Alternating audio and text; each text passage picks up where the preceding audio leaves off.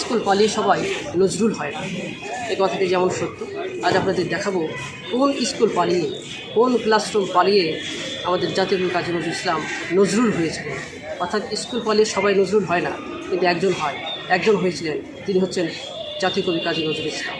তিনি যে স্কুলটিতে পড়েছিলেন সপ্তম এবং অষ্টম শ্রেণীতে 1914 সালে, এই স্কুলের এই দুটি ক্লাসরুম রয়েছে, এই দুটি ক্লাসরুমে তিনি শিক্ষাটা লাভ করেছিলেন 1914 সালে এবং 15 সালে।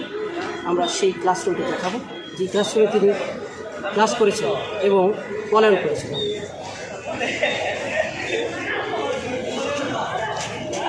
এটা হচ্ছে প্রথম ক্লাসরুম, যেখানে তিনি সপ্তম শ্রেণীতে শিক্ষা গ্রহণ করেছিলেন এবং সেই 1914 সালে সেই স্মৃতিটাকে জ্ঞাপন করে তার একটি উক্তি, সেই উক্তিটি তুলে ধরা হয়েছে, আমি এক পাড়াগাঁয়ে স্কুল পালানো ছিল।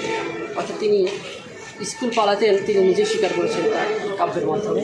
তার ওপর পেটে ডুবুরি নামিয়ে দিলেও ক অক্ষর খুঁজে পাওয়া যাবে না। অর্থাৎ তার পেটে যদি ডুবুরি নামিয়ে দেওয়া যায়, তাও বাংলা বর্ণের ক অক্ষরটি খুঁজে পাওয়া যাবে। স্কুলের হেডমাস্টারের চেহারা মনে করতেই আমার আজও জল তেষ্টা পেয়ে যায়।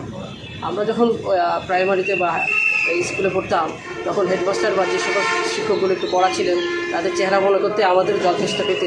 কিন্তু তিনি এত বড় মাপের একজন সাহিত্যিক কবি হওয়ার পরেও স্কুলের হেডমাস্টারের নাম মনে করতে তার জল তেষ্টা পেয়ে যায়। আমরা তার ক্লাসরুমগুলোতে দেখাই। এটা হচ্ছে সেই সময়ের বিল্ডিং, সেই সময় পরবর্তীতে সংস্কার করা হয়েছে বা কিছু রং করা হয়েছে, কিছু চেয়ার টেবিলগুলো চেঞ্জ করা হয়েছে। আমরা যে চেয়ার টেবিলগুলো দেখছি, এগুলো হচ্ছে বর্তমানকালের চেয়ার টেবিল, কিন্তু সেই সময় হয়তো বা এত সুন্দর চেয়ার টেবিল ছিল না। বর্তমান সময়ের এই চেয়ার টেবিলগুলো নতুন এদিকে রয়েছে আরও একটি ক্লাসরুম।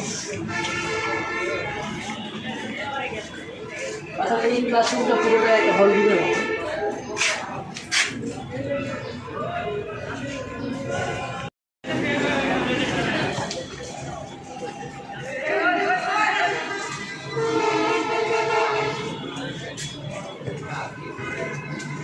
এটা করে একটা এটা একটা চলছে না, এটা একটা ক্লাসরুম।